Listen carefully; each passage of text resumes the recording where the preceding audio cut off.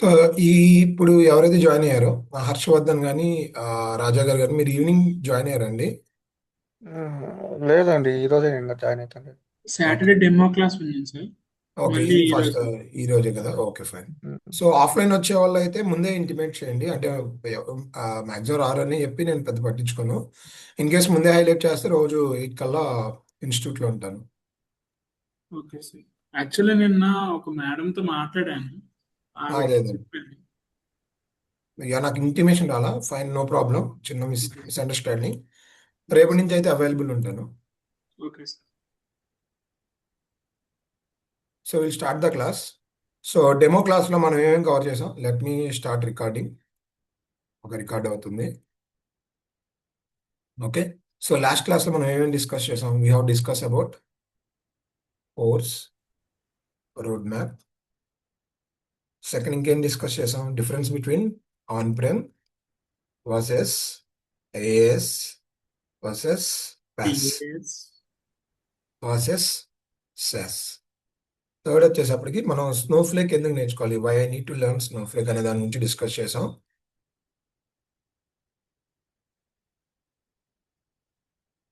Next next ఇంకేం discuss చేసాం, Snowflake services through portal ఏమేమి సర్వీసెస్ని ప్రొవైడ్ చేస్తున్నాడు, డేటాబేస్ సర్వీస్, విఎం, ఇంకా data lake and ETL. So these are the services provided by Snowflake.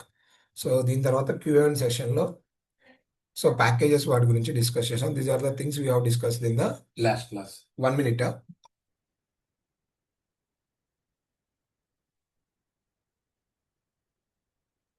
Okay. In today's session, we are going to discuss what is Snowflake three-layer architecture. Sir so these are the ETL things. మొత్తం అప్పుడు ఒకటి చెప్పన్నారు కదా sir, అది ఏంటి sir? ఏంటండి ETL అండి? ఆ, ఈరోజు చెప్తా అండి, ఓకేనా. ఇప్పుడు ఈ రోజు క్లాస్లో కూడా మళ్ళీ కవర్ చేస్తాను, డోంట్ వరీ. ఓకే, ఈ రోజు వచ్చేసరికి వాట్ ఈస్ స్నోఫ్లేక్, స్నోఫ్లేక్ ఏంటి, three layer architecture, Snowflake introduction అనుకోండి. So Snowflake introduction and three layer architecture గురించి మనం డిస్కస్ చేద్దాం. Okay, let me start today's class. Okay, so let me start. So we'll go little bit history about Snowflake. Snowflake was introduced in 2012. Okay, వాళ్ళు 2012లో start చేశారు. They have initially launch the first product in 2014.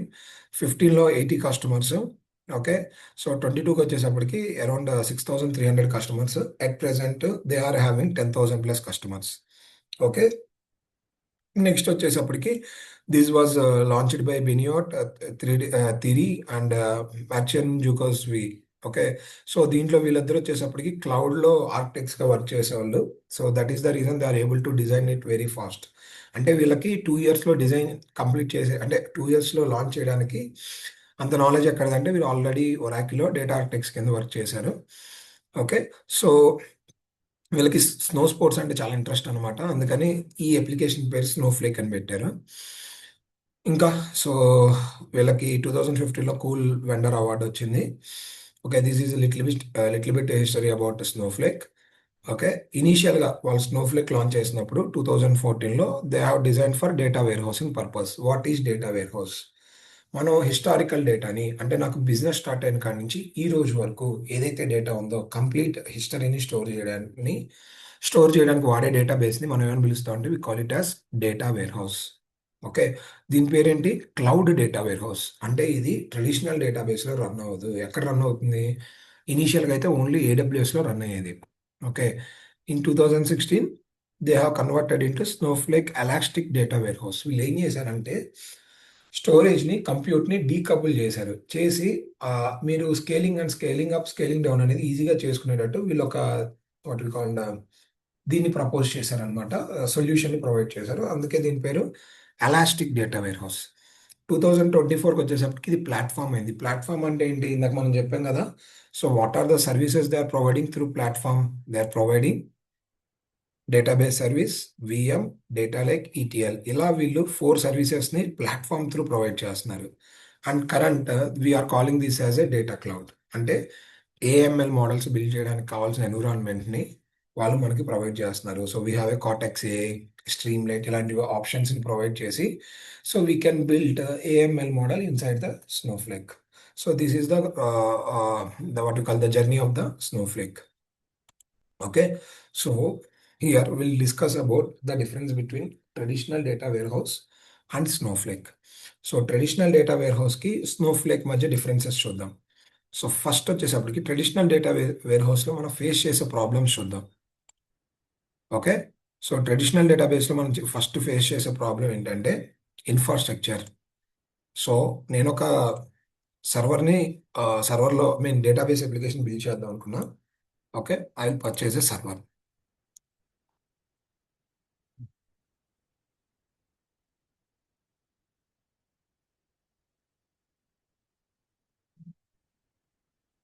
ఈ server cost వచ్చేసప్పటికి ఇది వచ్చేసప్పటికి 16 GB 1 TB SSD.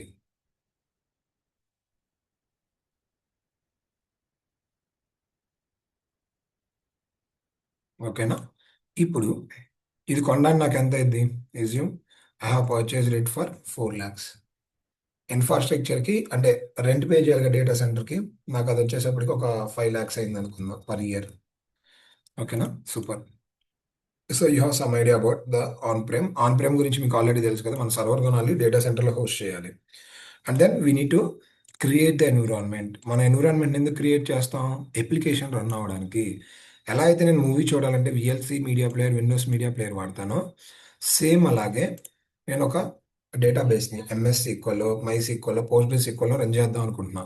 So ఇవి run అవ్వాలంటే ఏం చేయాలి? నేను I need to create the environment, nothing but ఆ సాఫ్ట్వేర్ని ఇన్స్టాల్ చేయాలి. Okay, then I will create my database application. ఓకేనా, సో ఇక్కడ ఇక్కడ మనకేంటి డేటా అనేది ఎక్కడి నుంచి వస్తుంది? I will get it from multiple tools. నాకు డేటా అనేది మల్టిపుల్ టూల్స్ నుంచి వస్తుంది, మల్టిపుల్ సోర్స్ సిస్టమ్స్ నుంచి వస్తుంది. లైక్ డేటాబేస్ నుంచి రావచ్చు, వెబ్ అప్లికేషన్ నుంచి రావచ్చు, ఇంకా కాఫ్కా లాంటి థర్డ్ పార్టీ అప్లికేషన్స్ నుంచి రావచ్చు. సో మనకి సోర్స్ సిస్టమ్కి మల్టిపుల్ డేటా రావడం అనేది మల్టిపుల్ సోర్స్ సిస్టమ్స్ నుంచి వస్తుంది. So who is going to load the data into Snowflake? స్నోఫ్లేక్లోకి ఎవరు డేటాని లోడ్ చేస్తారు? Okay, we have a ETL tool. మనకి మార్కెట్లో ఇన్ఫర్మేటికా, టాలెంట్, మెట్లియన్ అనే ఎంటర్ప్రైజ్ అప్లికేషన్స్ ఉన్నాయి. వాటిని వాడి మనం మల్టిపుల్ సోర్స్ సిస్టమ్స్కి కనెక్ట్ అయ్యి ఓకే దాంట్లో ఉన్న డేటాని ఎక్స్ట్రాక్ట్ చేసి ఆ డేటాలో ఉన్న ఎర్రర్స్ అంటే డూప్లికేట్స్, ప్యాడింగ్, ఇంప్రాపర్ కేసెస్ ఇలాంటివన్నిటిని మనం ఎర్రర్స్ అంటాం. వాటిని రిమూవ్ చేసి నథింగ్ బట్ ట్రాన్స్ఫర్మేషన్ చేసి we load in to the database. ఓకేనా, సో ఇది ఒక ట్రెడిషనల్ డేటాబేస్. దీంతో నాకున్న ప్రాబ్లం ఏంటంటే ఇన్ఫ్రాస్ట్రక్చర్. నేను ఇన్ఫ్రాస్ట్రక్చర్కి చాలా అమౌంట్ని స్పెండ్ చేయాలి. ఇక్కడ చూడండి ఎంత స్పెండ్ చేశాను, 9 lakhs per year స్పెండ్ చేస్తున్నాను. Okay, limited storage. ఇప్పుడు ఎజ్యూమ్ చేయండి, నేను రోజు ఈటీఎల్లోకి 5 GB డేటాను లోడ్ చేస్తున్నా. ఓకేనా, 5 GB డేటాను లోడ్ చేస్తున్నా. 1000 డివైడెడ్ బై 5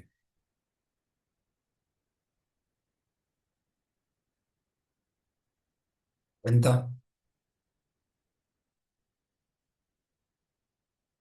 1000 డివైడెడ్ బై 5 200 డేస్లో, అంటే నాకు లెస్ దాన్ 1 yearలోనే ఈ సర్వర్ అనేది ఫుల్ అయిపోతుంది. ఇంకా నాకు ఈ సర్వర్ రన్ అయితే అవ్వదు. ఓకేనా, గెటింగ్ ఇట్ రైట్. యావరేజ్గా నేను రోజుకి 5 GB డేటాను లోడ్ చేస్తుంటే ఈటీఎల్ ద్వారా నాకు విత్ ఇన్ 200 days అంటే 1 year లోపలే నాకు ఈ సర్వర్ ఫుల్ అయిపోతుంది. మళ్ళీ ఇది నాకు వాడడానికి పనికిరాదు. మరి నేను ఏం చేయాలంటే అగైన్ మళ్ళీ ఏం చేయాలి? నేను ఇంకొక పెద్ద సర్వర్ని తీసుకోవాలి.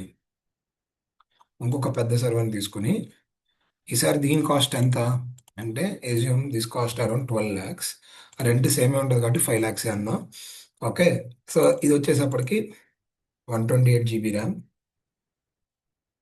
And 10 TB or 100 TB SSD అనుకుందాం. సో ఇప్పుడు నాకు ఇక్కడ నుంచి ఇక్కడ డేటా మైగ్రేట్ చేయాలన్నా, అప్లికేషన్స్ మొత్తాన్ని మూవ్ చేయాలన్నా not easy task. It may take 3 to 4 days, ఇంకా ఎక్కువ రోజులే పట్టొచ్చు. ఓకే, ఇక్కడ ఉన్న సెటప్ మొత్తాన్ని ఈ సర్వర్లోకి మూవ్ చేయడానికి నేను అప్లికేషన్ డౌన్ చేయాలి, అంటే నా బిజినెస్ డౌన్ అవుతుంది. And then I need to migrate into here. ఓకేనా, సో నాకు ఫస్ట్ ప్రాబ్లం ఇన్ఫ్రాస్ట్రక్చర్ కాస్ట్ ఎక్కువ, లిమిటెడ్ స్టోరేజ్. సో డేటా అనేది చాలా ఇంపార్టెంట్ అనమాట. అంటే ఆ, ఎలా పడితే అలా స్టోర్ చేస్తే ఊరినే ఫుల్ అయిపోతుంది. Next high cost. And the next one is scalability. నాకు ఆఫర్స్ లేని రోజుల్లో మామూలుగా 32 GB ర్యామ్ సరిపోతుంది. బట్ ఏదైనా ఆఫర్ పెట్టా అనుకోండి, నాకు 128 GB ర్యామ్ కూడా సరిపోదు. సో స్కేలబిలిటీ చేయగలం అంటే ఇక్కడ చేయలేము. సో ఎంతమంది కస్టమర్స్ కనెక్ట్ అయినా ఇది 32 GB ర్యామ్ మీద రన్ అయింది. 128 GBకి నేను స్కేల్ చేయలేను. ఓకేనా. ఇన్ కేస్ ఇక్కడ నుంచి ఇక్కడ మైగ్రేట్ చేశాను అనుకోండి, నాకు నార్మల్ డేస్కి 128 GB ర్యామ్ వేస్ట్. అసలు నాకు 32 GB ర్యామే ఎక్కువ. సో ఇలా నేను స్కేలబిలిటీ ఇష్యూస్ని ఫేస్ చేస్తాను. Next failover risk. So ఇందాక చెప్పా కదా, ఒకేసారి జనాలందరూ మీద పడిపోయారు, 32 GB ర్యామ్ సరిపోవట్లేదు. ఇది ఏమవుతుంది, ఆటోమేటిక్గా ఈ సర్వర్ డౌన్ అయిపోతుంది. సో అది ఆటోమేటిక్గా అప్ అయింది అంటే, లేదు మాన్యువల్గానే అప్ చేయాలి. Next security gaps. So firewall installation కానీ యూజర్ మేనేజ్మెంట్ కానీ ఎండ్ టు ఎండ్ మొత్తం ఎవరు చూసుకోవాలంటే user or product owner need to be taken care. ఎవరైతే క్లయింట్ ఉంటారో వాళ్ళు మొత్తం ఈ రిస్క్ని బేర్ చేయాలి. These are the problems with my traditional database. మళ్ళీ ఒకసారి రిపీట్ చేస్తున్నా చూడండి. Infrastructure as service. You have to buy and manage your own physical server. Second point, data has to be deleted or achieved regularly. Okay, real-time analysis were nearly impossible. దీంట్లో unwanted డేటాని మీరు scripting ద్వారా కానీ మాన్యువల్గా కానీ delete చేసుకుంటూ ఉండాలి. High cost. Adding more storage means buying more hardware. Processes was slow on single core machine. మీరు ఒక కోర్ మిషన్తో స్టార్ట్ చేస్తే మీకు స్లో అవడానికి ఛాన్స్ ఉంది. Next no scalability. As data grow, the system could not keep on query. Okay, keep on query, and the queries will get slowed down or completely failed. Failover and replication. Old hardware broken often causing downtime and data loss risk. Data security. Pulling data from many sources creates security gaps that were hard to manage. So these are the problems with my traditional data warehouse. Now to solve these problems, Snowflake came into the market. So what are the services they are providing? Okay, in the traditional database, what I need to do, I need to purchase some licensing for the ETL tool like Informatica. Okay, Informatica licensing అలాంటివి తీసుకోవాలి. In the other hand, Snowflake doesn't require any infrastructure cost. Okay, I don't need to pay ETL licensing for ETL database server and all those things. So if I'm using Snowflake, assume this is my Snowflake account. I have created a database in my Snowflake. Okay, so Snowflake has inbuilt ETL tool. I don't need to take any enterprise application or anything. So I can directly use Snowflake objects for loading the data from multiple source system. So here my budget was saved for ETL. My budget was saved for ETL and then licensing part, infrastructure part. Okay, assume I'm a chartered account bank. Okay, chartered account bank company. Okay, so my business hours are Monday to Friday 6 to 5. Okay, లేదా 9 to 5. Okay, now so I'm going to pay only for Monday to Friday usage. Okay, that too not for 24 hours, that too for only 9 to 6, which means I'm going to pay for only 9 hours for 5 days. Okay, 5 into 9, how much? 45 hours only I'm going to pay for Snowflake. So pay as you go model, 45 hours only I'm going to pay. Clear? So here I'm paying for what I'm using. Okay, not for complete like this 12 lakhs, 5 lakhs. I'm paying only for 45 hours. Assume per hour $2, I'm going to pay $90 per week. That's it, simple. Okay, no, on average, I'm paying $90 per week. 4 weeks, okay, $350 like that. But here I'm paying 12 lakhs. Okay, there is a lot of difference. So I'm saving here around, how can I say, 80% of my, what you call the billing part by using Snowflake. Okay, next one.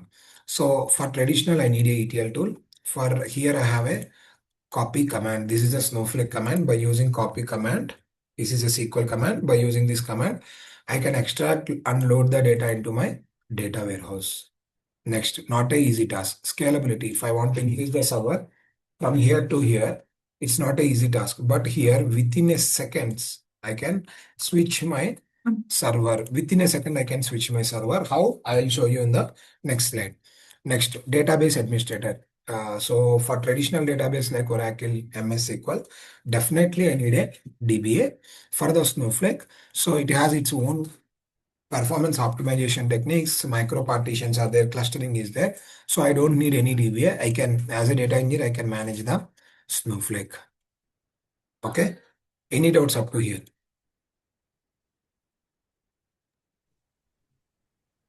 No doubts. Yeah. So next వచ్చేసప్పటికి we'll go one by one. Okay. So I want to find the difference between these what you call the అంటే మనకి databases ఎలా evolve అయినాయో ఒక్కొక్క వర్షన్ని చూద్దాం. So first 1970లో once they was launched. So before database రాకుండా ఏంటంటే డైరెక్ట్గా ఫైల్స్లో డేటాను స్టోర్ చేసి డేటాని ఫైల్ నుంచి యాక్సెస్ చేసేవాళ్ళు.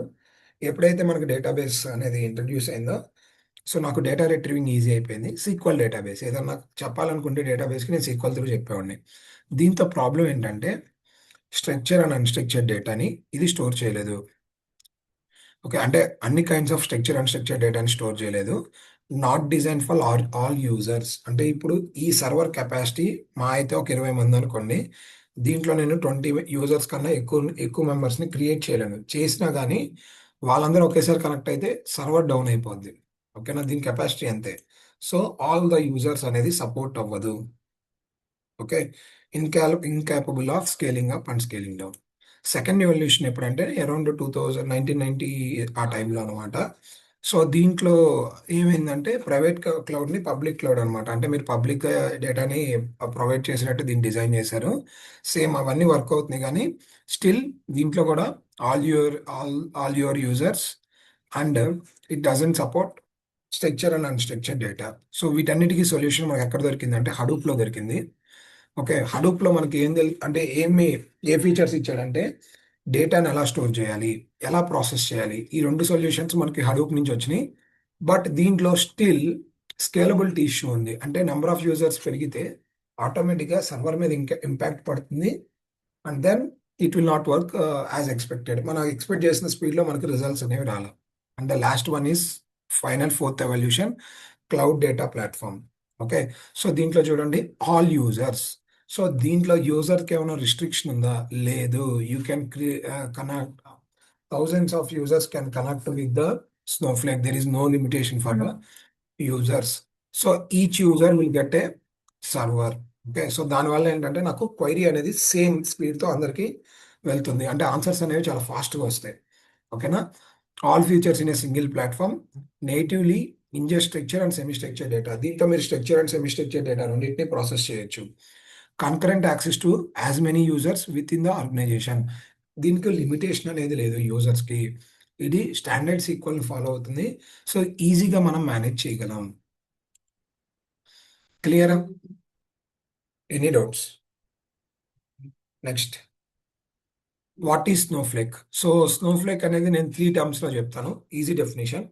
So if someone ask you in the interview or out side, bro you have learn Snowflake right, what is Snowflake? So you need to tell within a simple 3 letters or 3 words answer. One is cloud native. Okay.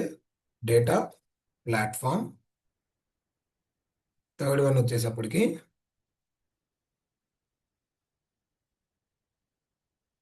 SaaS model. So Snowflake is a cloud native data platform and SaaS model. What is cloud native? So మనం already మనం demo క్లాస్లో discuss చేసాం. మనకి మనకి infrastructure all over the world infrastructures ఉన్న companies మూడే ఉన్నాయి. ఒకటి AWS, 2 Azure, 3 GCP. ఓకేనా, వీళ్ళు ఇన్ఫ్రాస్ట్రక్చర్ని క్రియేట్ చేయడానికి I think they have spend trillions of dollars. Okay, so they have spend trillions of dollars. ఓకేనా, సో ఇప్పుడు స్నోఫ్లేక్ వాడి దగ్గర అంత బడ్జెట్ ఉందా? ఇంకో మొత్తం all over the world infrastructure create చేసేంత బడ్జెట్ ఉందా? లేదు. సో వీళ్ళు తెలివి ఏం చేశారంటే అసలు వీళ్ళు డిజైన్ చేయడమే, మన దగ్గర ఇన్ఫ్రాస్ట్రక్చర్ లేదు కాబట్టి నేను వీళ్ళ ముగ్గురితో టైఅప్ అవుతా. ఫస్ట్ AWSతో టైఅప్ అయ్యాడు, తర్వాత he has adapted his environment to Azure and GCP. ఓకేనా, వీళ్ళు ఏం చేశాడు, ఈ ముగ్గురితో టైఅప్ అయ్యి సో ఇన్ఫ్రాస్ట్రక్చర్ మీరు ప్రొవైడ్ చేయండి, ఓకేనా. సర్వీసెస్, క్లౌడ్ సర్వీసెస్ నేను ఇస్తాను, అంటే ఈ డేటా వేర్ హౌసింగ్ క్రియేషన్ కానీ మొత్తం ఇంకా ఎండ్ టు ఎండ్ మేనేజ్మెంట్ మొత్తం నేను చేస్తా, ఇన్ఫ్రాస్ట్రక్చర్ మీరు ప్రొవైడ్ చేయండి అని చెప్పి వీళ్ళతో టైఅప్ అయ్యాడు. సో ఇప్పుడు మీరు అకౌంట్ రిజిస్టర్ అయ్యేటప్పుడు ఈ 3 క్లౌడ్స్లో మీకు ఏ క్లౌడ్ కావాలో సెలెక్ట్ చేసుకుంటారు. One is AWS, second one is Azure and the third one is GCP. So మీరు సెలెక్ట్ చేసిన క్లౌడ్ బట్టి ఆ రెస్పెక్టివ్ సర్వీసెస్లో మీ డేటా అనేది స్టోర్ అవుతుంది ఆర్ ఇన్ఫ్రాస్ట్రక్చర్ అనేది ప్రొవైడ్ అవుతుంది. For example, if you have selected AWS, me data ఎక్కడ స్టోర్ అవుతుందంటే S3లో స్టోర్ అవుతుంది. S3 is a storage service provided by AWS. మీరు కనుక Azure కనుక సెలెక్ట్ చేసుకుంటే మీ డేటా ఎక్కడ స్టోర్ అవుతుందంటే blob storage.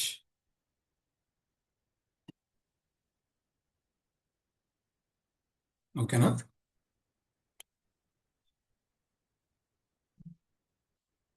Next GCP select చేసుకుంటే మీ డేటా ఎక్కడ స్టోర్ అవుతుంది, GCS. సేమ్ అలాగే మీరు ఏదైనా క్వైరీ ఎగ్జిక్యూట్ చేద్దాం అనుకుంటున్నారు, మీకు VM కావాలి కదా. Okay, if you have selected AWS, మీకు VM ఎవరు ప్రొవైడ్ చేస్తారంటే AWS వాడు EC2 ఇంజిన్ అని చెప్పి EC2 సర్వీసెస్ అని ఉన్నాయి. So these are nothing but virtual machines, nothing but virtual server. ఓకేనా. Azure వాడు వచ్చేసప్పటికి Azure VM అని చెప్పి ఉంటుంది. సో ఈ సర్వీసెస్ త్రూ మీకు కావాల్సిన దీన్ని ప్రొవైడ్ చేస్తున్నాడు, దీన్ని వెర్చువల్ మిషన్స్ని. ఓకేనా. GCP వాడు వచ్చేసప్పటికి so they are providing compute engine. Okay, so ఇక్కడ నాకు స్టోరేజ్ సర్వీస్ కానీ, ఓకేనా, క్వైరీ ఎగ్జిక్యూట్ చేయాల్సిన VMs కానీ ఎవరు ప్రొవైడ్ చేస్తున్నారు, cloud is providing that. So Snowflake is just providing the software. Snowflake is just providing the software. So complete infrastructure was provided by cloud provider. So ఇక్కడ infrastructure ఎవరు ఇస్తున్నారు, cloud is providing the infrastructure. Ignore the spellings. So infrastructure వచ్చేసప్పటికి cloud provide చేస్తుంది, software ఎవరు provide చేస్తున్నారు, Snowflake. So దీనివల్ల ఏంటంటే మీరు ఏదైతే బిల్స్ పే చేస్తారు కదా, ఆ బిల్స్లో 90% క్లౌడ్కి వెళ్తుంది, 10% మాత్రమే స్నోఫ్లేక్కి వస్తుంది. అంటే మీరు $100 పే చేస్తే $90 AWS కానీ Azure కానీ GCPకి వెళ్తుంది, $10 మాత్రమే స్నోఫ్లేక్ వస్తుంది. ఎందుకు, they are charging for the software. Infrastructure మొత్తం ఎవరు ప్రొవైడ్ చేస్తున్నారు, cloud. AWS, Azure or GCP is providing the infrastructure. ఓకేనా. సో స్నోఫ్లేక్ని మనం ఎక్కడన్నా అంటే ఆన్ ప్రిమిసెస్ సర్వర్లో ఇన్స్టాల్ చేయగలమా, ఎలా అయితే మనం MySQLని ఇన్స్టాల్ చేస్తున్నామో అలానే స్నోఫ్లేక్ని ఆన్ ప్రిమిసెస్లో ఇన్స్టాల్ చేయగలనా అంటే no, I cannot install it on any private servers. It works completely on the cloud. Okay, you cannot install or sell for Snowflake. All updates, maintenance, infrastructures are taken by Snowflake automatically. Okay, so as they are using this cloud provider, you are getting the power of those cloud providers without managing any hardware yourself. So ఇది క్లౌడ్లో host అవడం వల్ల దీనికి ఉండే power మొత్తం మనకి nothing but through Snowflake మనకి power అంతా వస్తుంది. ఇక్కడ పవర్ అంటే మీనింగ్ ఏంటంటే what is the storage capacity of S3. మనం S3లో ఎంత డేటాను స్టోర్ చేయగలం అంటే we can store infinity of data. So which means you can store petabyte and terabytes of data inside the Snowflake. So ఎందుకంటే what is the storage capacity of AWS? Okay, it's infinity, which means you can store infinity volume of data in Snowflake. There is no limitation for the storage. So I have 1,000 users. Okay, so each user need to get 1 VM for doing the operation. So is there any limitation for VM? No. You can have thousands of VMs. You can create and use thousands of VMs in Snowflake. Who is providing these VMs? AWS. Is there any limitation for AWS? No. You can create 1,000 or not. It's an example. You can create more and more VMs. There is no limitation for creating VMs for performing the operations. So క్లౌడ్కి ఏదైతే power ఉందో అది ఆటోమేటిక్గా Snowflake కూడా వస్తుంది. ఎందుకంటే who is providing the infrastructure? Cloud is providing the infrastructure. ఓకేనా? Any doubts up to here? Notes.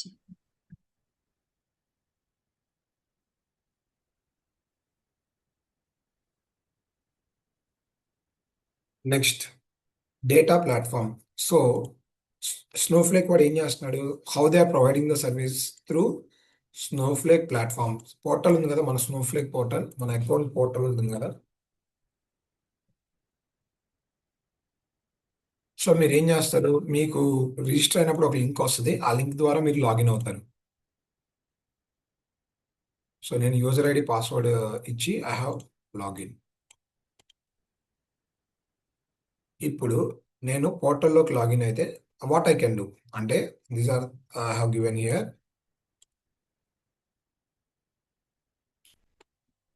So user ID password ఇచ్చాను, సో లాగిన్ అయ్యాను. నాకు ఏమేమి ఈ పోర్టల్లో దొరుకుతాయి? What are the things I can get it through this Snowflake portal? Okay, so through the platform what they are providing, they are providing data warehouse service, nothing but data service, database service. So you can store structured and semi-structured data. You can create database schema tables as like in Oracle and MS SQL. So you can write complex queries inside the Snowflake. Next service data engineering. So data ఇంజనీరింగ్లో మనం చేసేది ఏంటి? Extract, transform, load, reporting. ఈ services మొత్తం మనకి Snowflake పోర్టల్లో దొరుకుతాయి. So డేటాని లోడ్ చేయడానికి, మల్టిపుల్ సోర్స్ సిస్టమ్ నుంచి డేటాని లోడ్ చేయడానికి సో నాకు ఏమేమి ఆప్షన్స్ ఉన్నాయి? ఒకటి కాపీ కమాండ్, రెండు స్నో పైప్. ఓకేనా? కాపీ కమాండ్ దేనికి వాడతాం అంటే బ్యాచ్ లోడింగ్కి వాడతాం. అంటే పర్టికులర్ టైంలో నాకు డేటా అనేది స్నోఫ్లేక్లోకి లోడ్ అవ్వాలన్నప్పుడు copy command. So continuous streaming data అంటే నాకు సోర్స్ సిస్టంలో డేటా చేంజ్ అయినప్పుడల్లా అది స్నోఫ్లేక్లో రిఫ్లెక్ట్ అయ్యడానికి స్నో పైప్. ఇలా నేను ఈ రెండు సర్వీసెస్ని వాడి కంటిన్యూస్ డేటా లోడింగ్ అనేది చేయగలను. ఇంకా task and stream. Task is a scheduler. ఇందాక మనం డిస్కస్ చేసాం కదా, కాపీ కమాండ్ అనేది నాకు పర్టికులర్గా 11కో 12కో రన్ అవ్వాలి. ఆ టైంకి ఎవరు ట్రిగ్గర్ చేస్తారు? Task will trigger that particular procedure. ఓకేనా? సో ఇంకా all data encrypted at rest. అంటే మనం ఏదైతే డేటా స్టోర్ చేస్తామో అది ఎన్క్రిప్ట్ అయి స్టోర్ అవుతుంది. ఇది కాకుండా రిపోర్టింగ్కి కావాల్సిన టూల్ ఏదైతే ఉందో స్ట్రీమ్ లైట్ని కూడా స్నోఫ్లేక్ వాడు ప్రొవైడ్ చేస్తున్నాడు. క్లియరా? Next relation database. మన స్నోఫ్లేక్ డేటాబేస్ ఏదైతే ఉందో అది ఒక RDBMS అనమాట. అంటే RDBMS అంటే ఏమేమి ప్రాపర్టీస్ ఉండాలి? ఎసిడ్ ప్రాపర్టీస్ ఉండాలి, హై లెవెల్ కన్కరెన్స్ ఉండాలి, యూని స్టోర్ అయి ఉండాలి. Next data lake. Data lake ఎందుకు వాడతాం? అన్స్ట్రక్చర్డ్ డేటాని స్టోర్ చేయడానికి వాడతాం. What is unstructured data? మనం ఇమేజెస్, వీడియోస్ ఇలాంటివి స్టోర్ అంటే ఇమేజెస్, వీడియోస్, ఫైల్స్ ఇవన్నిటిని మనం అన్స్ట్రక్చర్డ్ డేటా అంటాం. ఈ అన్స్ట్రక్చర్డ్ డేటాను ఎక్కడ స్టోర్ చేస్తాం? డేటా లేక్లో స్టోర్ చేస్తాం. సో మనం దీన్ని స్నోఫ్లేక్ ఏమని పిలుస్తాం అంటే we call it as a stage. Okay, scalable storage and compute. Schema does not need to define upfront. Natively processing of semi structure of data formats. Unstructure డేటాని లేదా semi structure data ఉన్న ఫైల్స్ని process చేయడానికి data lake help చేస్తుంది. Next data science. So I want to build AML models or I want to create a dashboards. So లేదా I want to build a transformation. So వీటికి కావాల్సిన DBT, Streamlight, Cortex AI ఈ environments మొత్తం మనకి Snowflake portal available ఉన్నాయి. And the last one is data application. Transformations కావాల్సిన ప్రొసీజర్స్ని, okay, ఫంక్షన్స్ని, యూడిఎఫ్ని and web applications కావాల్సిన కనెక్టర్స్ని ఈ సర్వీసెస్ మొత్తాన్ని వాడు మనకి ఎలా ప్రొవైడ్ చేస్తానంటే స్నోఫ్లేక్ పోర్టల్లో ప్రొవైడ్ చేస్తున్నాడు. So what are the services I'm going to get from Snowflake portal అంటే from the data from this Snowflake platform అంటే first data warehouse, to data engineering, nothing but ETL and all those things. Next data lake. Next fourth one RDBMS. Support it's a RDBMS database. Fifth ఇంకా data science, ignore spellings. Sixth data application. So transformations చేయడానికి కావాల్సిన procedures, functions ఇలాంటివన్నిటిని నేను దీంట్లో use చేస్తాను. It come up with lot of connectors. So దీంట్లో మనకి చాలా connectors ఉన్నాయి. ఆ కనెక్టర్స్ వాడి మన జావా, పైథాన్, .NET అప్లికేషన్స్తో కూడా స్నోఫ్లేక్ అప్లికేషన్ని కనెక్ట్ చేయొచ్చు. So these are the services that Snowflake is providing through the portal or through the platform. ఓకేనా? Next, SaaS model. Okay, what is SaaS model? SaaS model అంటే ఏంటి? End to end will be handle by the provider, we will use the service. అంతే కదా? So ఈ Snowflake లో మనం ఏమైనా hardware management చేస్తున్నామా? చెయ్యట్లా. ఎవరు చేస్తున్నారు? Snowflake is doing it. So ఏదైనా అప్డేట్స్ ఉన్నాయనుకోండి, స్నోఫ్లేక్ వర్షన్ చేంజ్ అవుతూ ఉంటుంది కదా, ఆ వర్షన్స్ ని ఎవరు మెయింటైన్ చేస్తున్నారు అంటే Snowflake is doing that. So Snowflake లో న్యూ వర్షన్ వచ్చినప్పుడల్లా వాళ్ళు అప్గ్రేడ్ చేస్తారు. ఇక్కడ మనం చేయడానికి ఏం లేదు. ఓకేనా? Next, subscription and payment model. So ఇది సబ్స్క్రిప్ట్ చేసుకుని పేమెంట్ చేసుకునే ఆప్షన్స్ ప్రొవైడ్ చేస్తున్నారు. Next, automatic optimization. నేను ఎగ్జిక్యూట్ చేసిన క్వైరీ కరెక్ట్గా ఉందా లేదా, సింటాక్స్ ఓకేనా. సో ఇన్ కేస్ మనం ప్రాపర్గా రాయలా, నా క్వైరీ ఎక్కువ టైం పడుతుంది. ఓకే, ఆ క్వైరీని ఆప్టిమైజ్ చేసి ఎవరు రన్ చేస్తారంటే Snowflake is doing everything in the platform. So that is the reason we're calling Snowflake is a SaaS model. క్లియరా? Cloud based data platform and SaaS model. ఒక్కసారి ఈ పీపీటీని go అండి. 1 minute time ఇస్తాను, ఒక 30 seconds ఇస్తాను. ఒక్కసారి ఈ 3 points ని రీడ్ చేయండి. ఓకేనా? I will have water and come.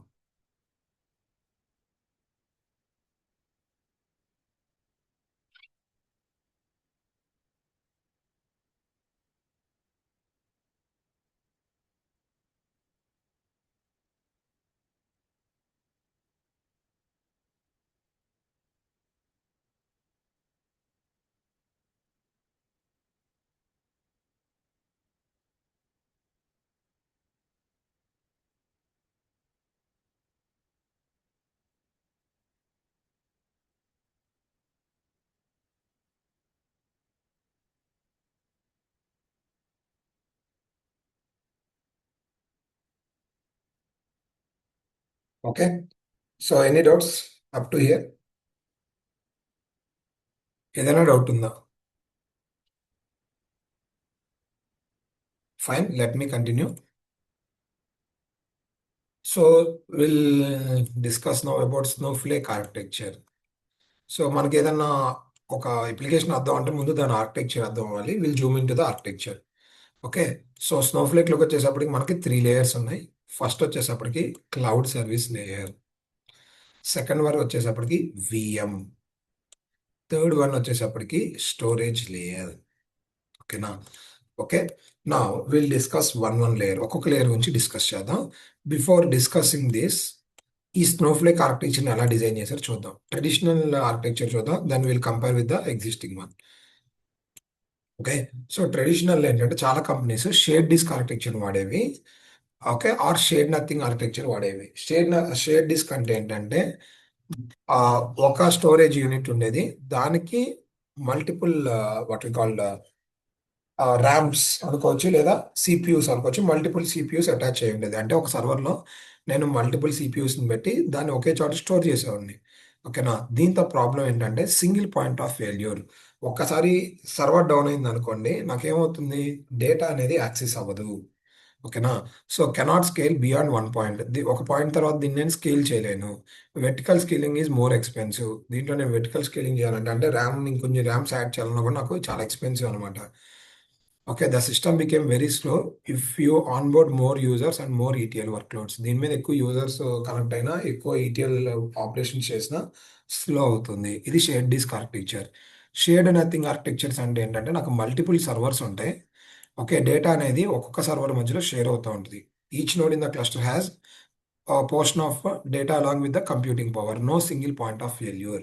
ఇక్కడ మీకు ఒక సర్వర్ డౌన్ అయినా మిగతావన్నీ అప్ అండ్ రన్నింగ్లో ఉంటాయి, కాబట్టి డేటా షేరింగ్ అనేది జరుగుతుంది. Add more nodes and it can scale horizontally. However, compute and storage cannot scale independently. So దీంట్లో కంప్యూట్ కానీ స్టోరేజ్ కానీ ఏమీ ఇండిపెండెంట్గా ఎక్స్పాండ్ అవ్వదు, మనం మాన్యువల్గా చేయాలి. As it is scale out, the administrator cost increases. Sharing architecture support only eventually consist data consistency, tight coupling between storage and compute. So ఇక్కడ నాకు స్టోరేజ్, కంప్యూట్ ఒకే దాంట్లో ఉన్నాయి. సో దీనివల్ల ఏంటంటే నేను స్కేలింగ్ అనేది చేయలేను. ఓకేనా? సో మన స్నోఫ్లేక్ ఏదైతే ఉందో ఇది మల్టీ క్లస్టర్ షేర్ డేటా ఆర్కిటెక్చర్ని ఫాలో అవుతుంది. అంటే దీంట్లో షేర్ డిస్క్ ఉంటుంది, షేర్ నథింగ్ కూడా ఉంటుంది. షేర్ డిస్క్లో ఏముంది, మనకి ఒక స్టోరేజ్ ఉంటుంది, మల్టిపుల్ కంప్యూటర్స్ ఉంటాయి. ఇక్కడ కూడా నాకు ఒకటే స్టోరేజ్ ఉంది, బట్ మల్టిపుల్ సర్వర్స్ ఉన్నాయి. ఇక్కడ కంప్యూట్ అంటే what we call the RAM అనుకోండి, ర్యామ్ కానీ సిపియు కానీ, అంటే మదర్ బోర్డ్ కానీ అనుకోండి. ఇక్కడ ఏంటంటే సర్వర్. ఓకేనా? ఎలా అయితే మనకి షేర్ నథింగ్లో మల్టిపుల్ సర్వర్స్ ఉంటాయి, ఇక్కడ కూడా నాకు మల్టిపుల్ సర్వర్స్ ఉంటాయి. ఓకేనా? సో ఇక్కడ ఏం చేశాడంటే స్టోరేజ్ని, కంప్యూట్ని డీకపుల్ చేశాడు. అంటే స్టోరేజ్ ఒక సర్వర్లో స్టోర్, అంటే డేటా అనేది ఒక స్టోరేజ్లో, అంటే ఒక చోట స్టోర్ అయితే దాన్ని ప్రాసెస్ చేయడానికి కావాల్సిన సిపియూస్ అనేవి వేరే సర్వర్లో ఉంటాయి, వేరే వేరే చోట ఉంటాయి. And we are using multiple servers here. ఓకేనా?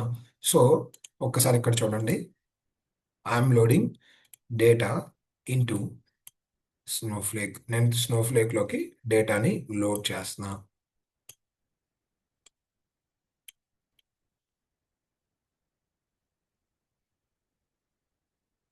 ఓకే.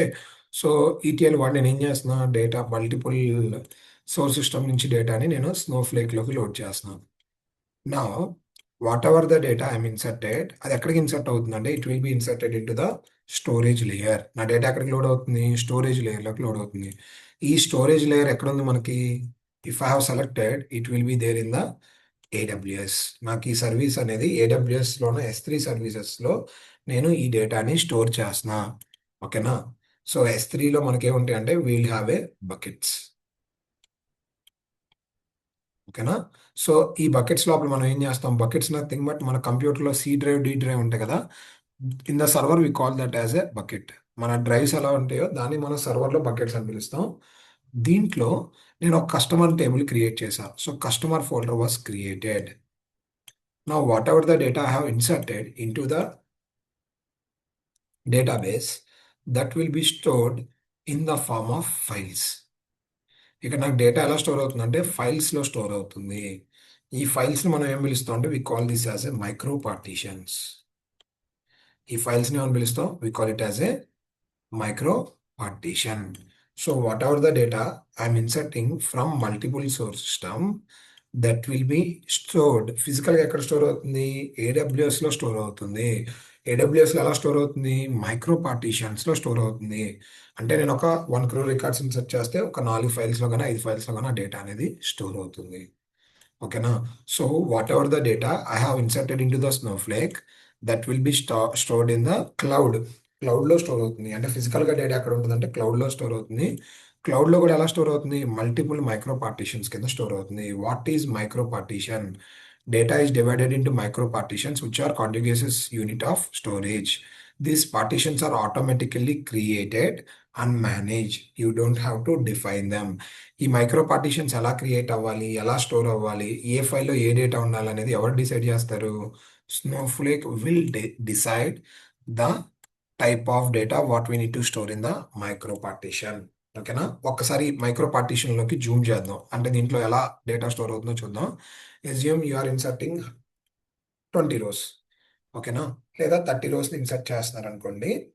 ఇక్కడ చూడండి, మీరు ఇన్సర్ట్ చేసే 30 రికార్డ్స్ ఎలా స్టోర్ అవుతున్నాయి అంటే స్నోఫ్లేక్ దీంట్లో ఒక కాలమ్ని సెలెక్ట్ చేసుకుంటుంది. ఫ్యూచర్లో దీని మీద జాయిన్ చేయడానికి అవకాశం ఉంది, లేదా దీని మీద ఫిల్టరింగ్ చేయడానికి అవకాశం ఉంది అని చెప్పి అది ఒక కాలమ్ని ఫిక్స్ అవుతుంది. ఓకేనా? అది ఫిక్స్ అయిన కాలం ఉంటుంది కదా, ఆ కాలం బేస్డ్ మీద పార్టీషనింగ్ అనేది జరుగుతుంది. అంటే ఇక్కడ చూడండి, ఈ డేటాలో అది రీజియన్ని సెలెక్ట్ చేసుకుంది. సో ఇక్కడ ఏమవుతుంది, US ఉన్న రికార్డ్స్ మొత్తం ఒక చోట, యూరోప్ ఉన్న రికార్డ్స్ మొత్తం ఒక చోట, AP ఉన్న రికార్డ్స్ అన్ని ఒక చోట స్టోర్ అవుతాయి. అంటే నాకు మైక్రో పార్టీషన్స్ క్రియేట్ అవుతాయి కదా, అది ఒక పర్టికులర్ కాలం మీద క్రియేట్ అవుతుంది. ఓకేనా?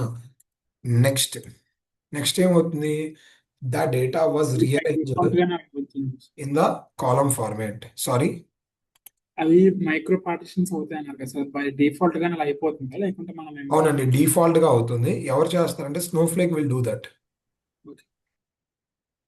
ఓకేనా? స్నోఫ్లేక్ ఏం చేస్తుంది అంటే, మీరు ఇన్సర్ట్ చేసే డేటా ఉంటుంది కదా, దాంట్లో కాలం బేస్ చేసుకుని డేటాని డివైడ్ చేస్తారు. ఇప్పుడు మీరు డేట్ కాలం ఉందనుకోండి, ఫర్ ఎగ్జాంపుల్ క్రియేటెడ్ అనే కాలం ఉంది, దాంట్లో డేట్స్ ఉన్నాయి. సో మీరు ఒక 1000 రికార్డ్స్ ఇన్సర్ట్ చేశారనుకోండి, దాంట్లో జనవరి డేటా మొత్తం ఒక చోట, ఫిబ్రవరి డేటా మొత్తం ఒక చోట, ఏప్రిల్ డేటా మొత్తం ఒక చోట స్టోర్ అవుతుంది. అలా సో ఆ కాలం బేస్ చేసుకుని మైక్రో పార్టీషన్స్ ని క్రియేట్ చేస్తుంది. క్లియరా? ఇంకా మీ డౌట్ క్లియర్ అవ్వలేదా? ఇక్కడ మనం ఏం చేయమండి, ఇక్కడ క్లియర్ సార్, క్లియర్. మనం చేయడానికి ఏం ఉండదు. ఇక్కడ మొత్తం ఓకే, స్నోఫ్లేకే చేస్తుంది. జస్ట్ అది ఏం చేస్తుందో మనం తెలుసుకుంటున్నాం అంతే. ఇక్కడ మనం చేయడానికంటే ఏం ఉండదు, మొత్తం అదే చేసుకుంటుంది. Okay, okay sir. Mic off. Sorry. అంటే నేను క్లియర్ అని చెప్పాను కానీ మైక్ ఆఫ్ లో చూసుకోలేదు అనుకున్నాను సార్. ఓకే ఓకే అండి, ఫైన్. సో ఒక్కసారి ఆ ఫైల్లో జూమ్ చేద్దాం. మనం డేటా ఎలా ఇన్సర్ట్ చేస్తున్నాం? రో ఫార్మేట్లో ఇన్సర్ట్ చేస్తున్నాం. ఓకేనా? అది స్టోర్ అయ్యేటప్పుడు కాలం ఫార్మేట్లో స్టోర్ అవుతుంది. అంటే ఎలా స్టోర్ అవుతుందంటే, ఈ ఫైల్ ఏదైతే ఉందో మైక్రో పార్టీషన్, సారీ, ఈ మైక్రో పార్టీషన్ ఉంది కదా, దీంట్లో జూమ్ చేద్దాం, ఈ ఫైల్లో జూమ్ చేద్దాం. ఇది ఒక మైక్రో పార్టీషన్. దీంట్లో నాకు దీంట్లో నాకు కాలమ్స్ ఉంటాయి కదా, అంటే నాకు డేటా అనేది రోస్ అండ్ కాలమ్స్ వస్తుంది కాబట్టి, సో నాకు కాలమ్స్ ఉన్నాయి. ఏంటో కాలమ్స్? ఒకటి ఐడి, నేమ్, ఈమెయిల్. ఇప్పుడు నేను రికార్డ్ ఒకటి ఇన్సర్ట్ చేస్తున్నా, 1/31. ఓకేనా? ఈ రికార్డ్ ఎలా స్టోర్ అవుతుందంటే, 1 వెళ్ళి ఈ బ్లాక్లో, నేమ్ వెళ్ళి ఈ బ్లాక్లో, ఏజ్ వెళ్ళి ఈ బ్లాక్లో స్టోర్ అవుతుంది. సో నేను ఇంకొక రికార్డ్ ఇన్సర్ట్ చేస్తున్నా. ఇంకో రికార్డ్ ఏంటి? 2 సాయి.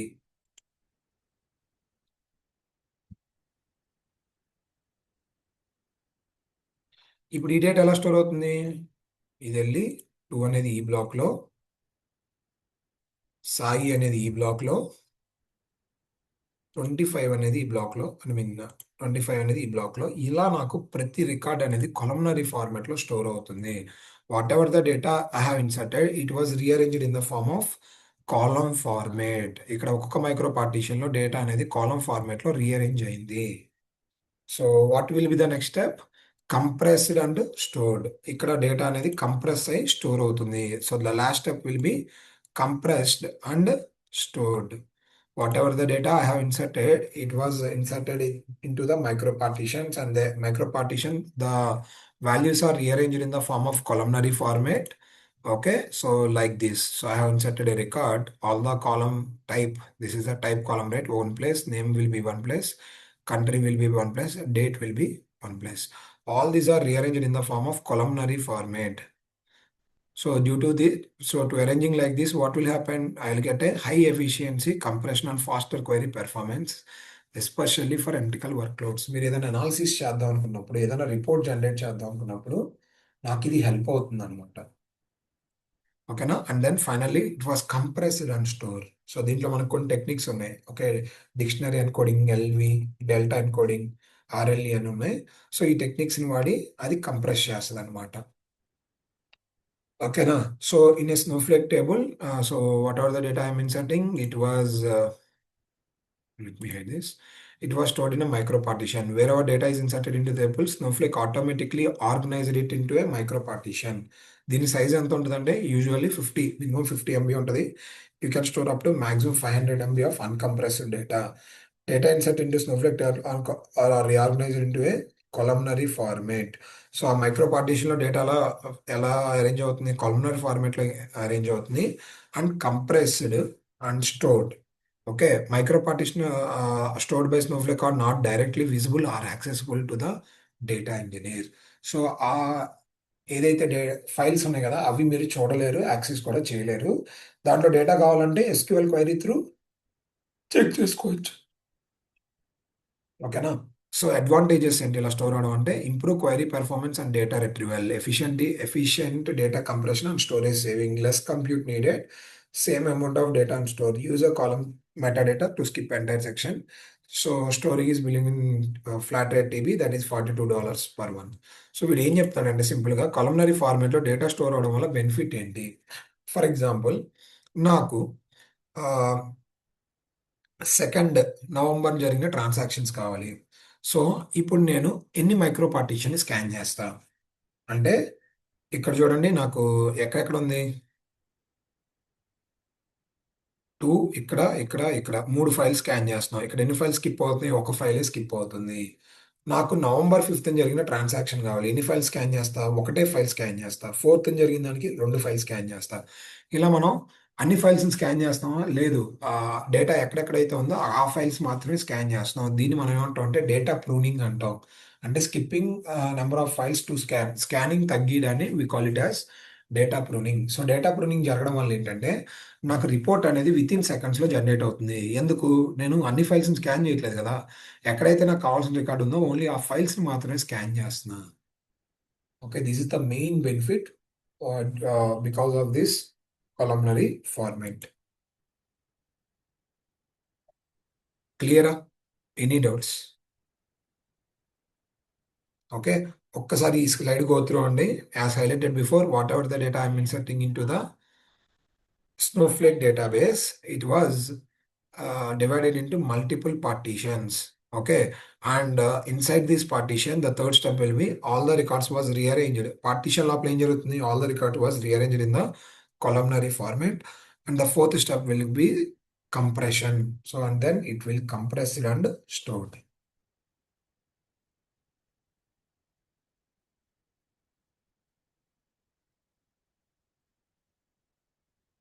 ఇక్కడ వరకు ఏదైనా డౌట్ ఉందా?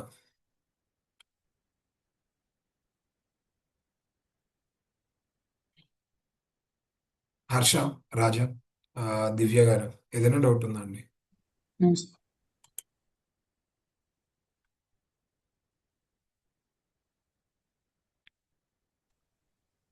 Sir. ఓకేనా? So that's it about storage layer. Will go with the compute layer.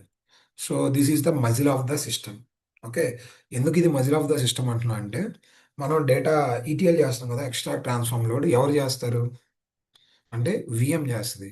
మీరు సెలెక్ట్ స్టార్ ఫ్రమ్ కస్టమర్ అంటారు కదా, ఎవరు ఆ డేటాని రిట్రీవ్ చేసి మీకు ఇస్తారు? విఎం చేస్తుంది అనమాట. As highlighted before, so infrastructure మనకి ప్రొవైడ్ చేస్తుంది క్లౌడ్ ప్రొవైడర్ కాబట్టి మీరు అకౌంట్ రిజిస్టర్ అయ్యేటప్పుడు ఏడబ్ల్యూఎస్ సెలెక్ట్ చేసుకుంటే you are going to use Amazon EC2 engine. If you are selected Azure, then you are going to use Azure VM. If you selected GCP, you are going to use compute engine provided by GCP. Okay, na? So whenever you execute any query, what will happen? Snowflake will switch on the VM. Okay, Snowflake ఏం చేస్తాడంటే AWS లోపలికి వెళ్ళి విఎంని on చేస్తాడు. So ఆ విఎంని on చేసి దానికి instruction ఇస్తాడు, పలానా ఫోల్డర్లో పలానా ఫైల్స్ని స్కాన్ చేయమని చెప్తాడు. విఎం వెళ్ళి ఆ ఫోల్డర్లో డేటాని స్కాన్ చేసి ఆ రిజల్ట్ని మీకు రిజల్ట్ సెట్లో ప్రింట్ చేస్తుంది. This VM come up with different sizes like large, small, medium. ఓకేనా? So larger the size of warehouse, double the credits. మీరు విఎంని సైజ్ పెంచారనుకోండి ఏమవుతుంది? క్రెడిట్స్ అనేవి ఎక్కువగా కన్జ్యూమ్ అవుతాయి. ఓకేనా? Assume, okay, assume you want to extract some data. Okay, so మీరు ఒక డేటాని ఎక్స్ట్రాక్ట్ చేద్దాం అనుకున్నారు. ఫర్ ఎగ్జాంపుల్ కస్టమర్ టేబుల్ తీసుకోండి. ఓకేనా? కస్టమర్ టేబుల్ తీసుకుందాం.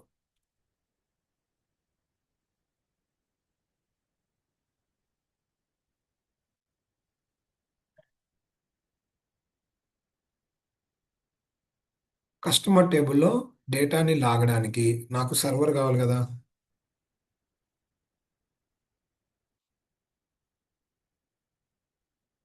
సో ఆ టేబుల్లో డేటా లాగడానికి నాకు దాంట్లో 10,000 రికార్డ్స్ ఉన్నాయి. నాకు 16 GB ర్యామ్ సరిపోతుంది. ఓకేనా? నా if I want to extract sales details, నాకు సేల్స్లో 10 crores ఉన్నాయి. 16 GB ర్యామ్ సరిపోతుందా? లేదు, నాకు ఇక్కడ 128 GB ర్యామ్ కావాలి. నేను ఒక రిపోర్ట్ని జనరేట్ చేద్దాం అనుకున్నా. ఓకే, ఆ రిపోర్ట్లో నేను ఈ 2 టేబుల్స్ని జాయిన్ చేస్తున్నా. అప్పుడు నాకు ఎంత కావాలి? 256 GB ర్యామ్ కావాలి. ఇలా నేను ఆపరేషన్ బట్టి నాకు కావాల్సిన సర్వర్ని సెలెక్ట్ చేసుకోగలను. Getting it right? నేను నా డేటా సైజ్ బట్టి, నా ఆపరేషన్ బట్టి విఎంని సెలెక్ట్ చేసుకోగలను. ఫర్ ఎగ్జాంపుల్, మీరు కస్టమర్ టేబుల్లోంచి డేటా లాగడానికి 16 GB ర్యామ్ వాడారనుకోండి.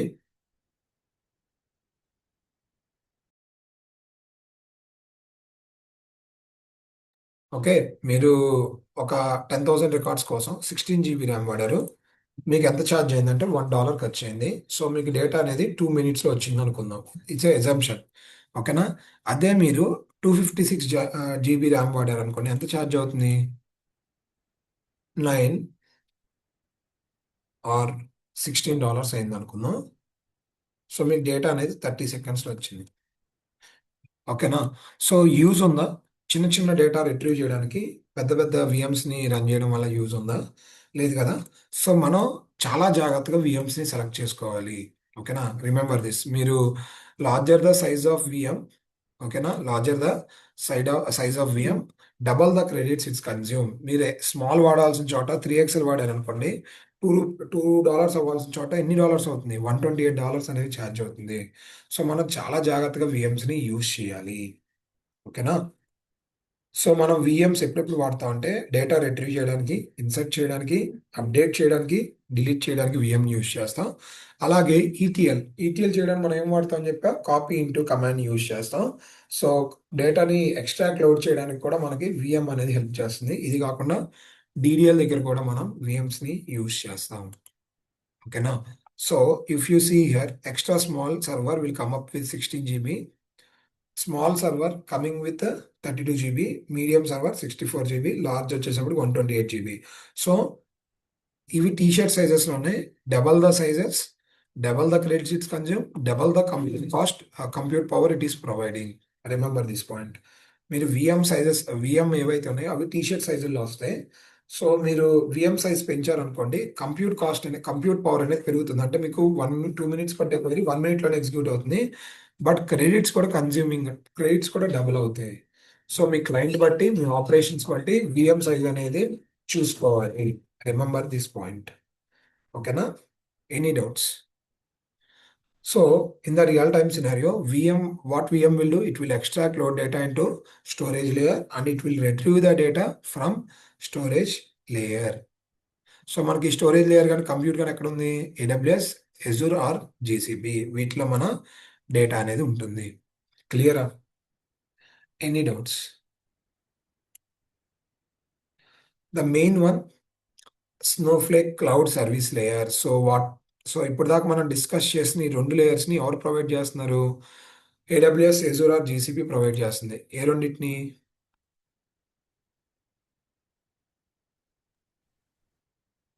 ఇన్ఫ్రాస్ట్రక్చర్ మొత్తం ఎవరు ప్రొవైడ్ చేస్తున్నారన్న?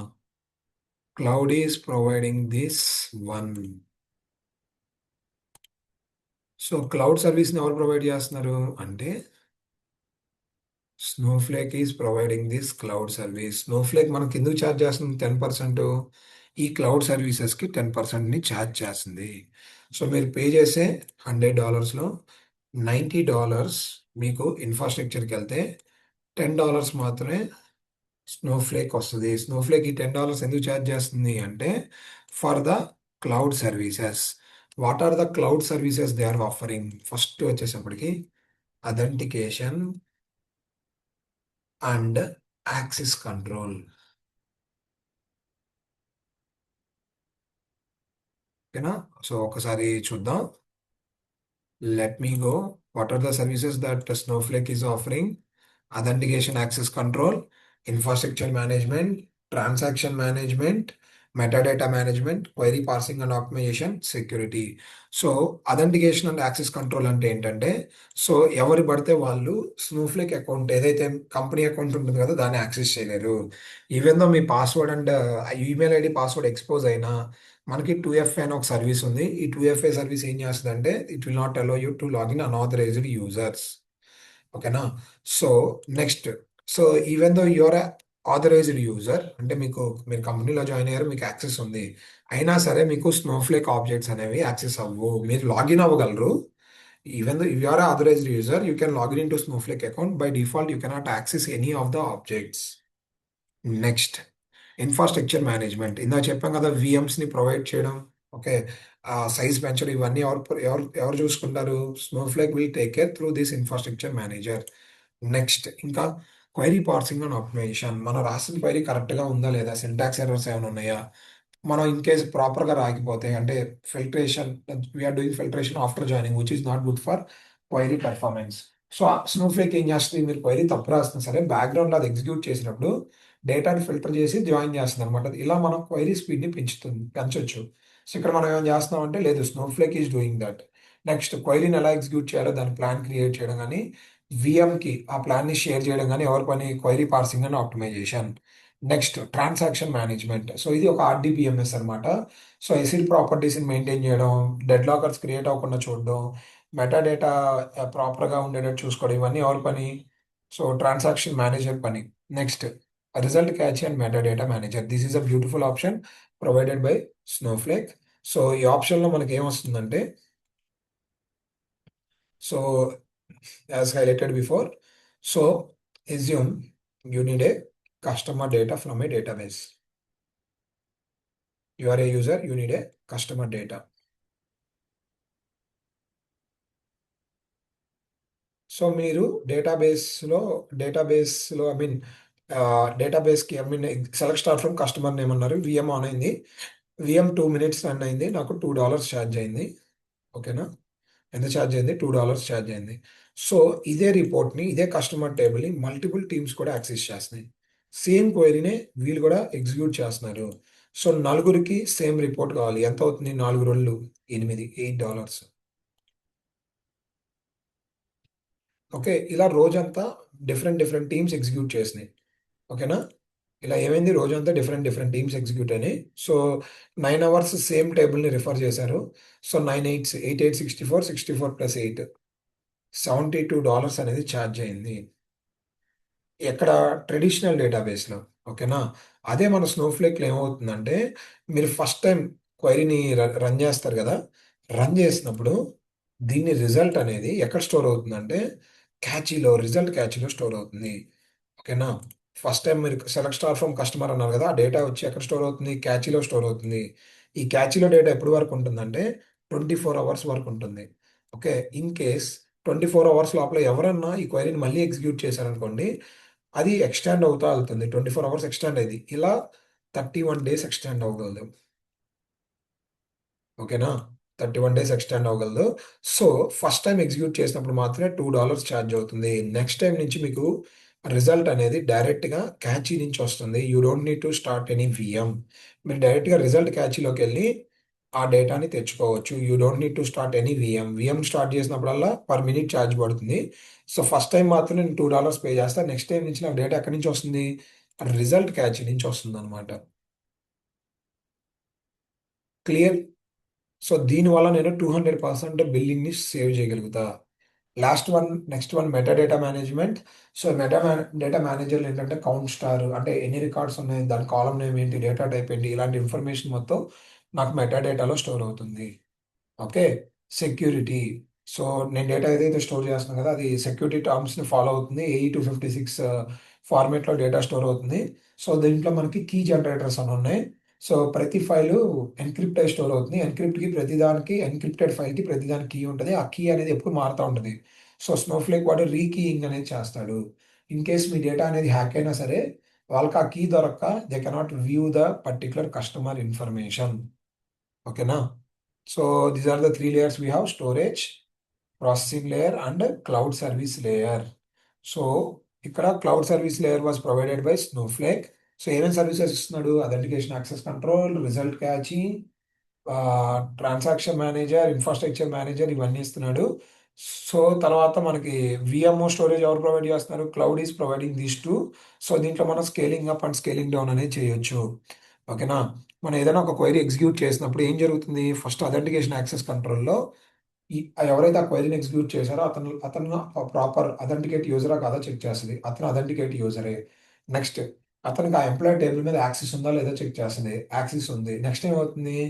క్వైరీ పార్సింగ్ అండ్ ఆప్టిమైజేషన్కి వెళ్ళి, సో క్వైరీ సింటాక్స్ కరెక్ట్గా ఉందా, ఓకే, దాన్ని ఏమైనా ఆప్టిమైజ్ చేయాలో చెక్ చేసి అంతా ప్రాపర్గా ఉంటే నెక్స్ట్ రిజల్ట్ క్యాచ్లో ఆ రిజల్ట్ అనేది ఉందా లేదా చెక్ చేస్తుంది. ఆ రిజల్ట్ ఉంటే డైరెక్ట్గా అక్కడ రిజల్ట్ క్యాచ్ నుంచి డేటా రిజల్ట్ సెట్లో ప్రింట్ అవుతుంది. ఇన్ కేస్ అక్కడ రిజల్ట్ లేకపోతే ఇన్ఫ్రాస్ట్రక్చర్ మేనేజర్కి ఈ ఇన్ఫర్మేషన్ వెళ్ళి, సో ఇన్ఫ్రాస్ట్రక్చర్ మేనేజర్ వాడు ఏం చేస్తాడు? మెటా డేటాలో ఉన్న ఇన్ఫర్మేషన్, అంటే ఏ కాలమ్స్ ఉన్నాయి, ఏ ఫైల్స్ ఉంది, డేటా మొత్తాన్ని ఒక డాక్యుమెంట్ క్రియేట్ చేసి విఎంకి ఇస్తాడు అనమాట. AWSలోకి వెళ్ళి విఎంకి ఇస్తాడు. బ్రో ఈ కస్టమర్ డీటెయిల్స్ని తీసుకురా అని చెప్పి విఎంకి ఒక మ్యాప్ ఇస్తాడు. సో వాడు ఇచ్చిన మ్యాప్ ప్రకారం ఈ విఎం AWS లో ఉన్న S3 బకెట్ లోపలికి వెళ్ళి ఆ డేటా మొత్తాన్ని పిక్ చేసి మీ రిజల్ట్ సెట్ లో ప్రింట్ చేస్తుంది. ఓకేనా? When you execute a query, so cloud service will start the VM and give the instruction. This VM will go to AWS and it will read the micro partitions, and then so based on the conditions it will print the result in your Snowflake account. So that's it, guys. Thanks for attending the session. So if you have any doubts, you can ask me.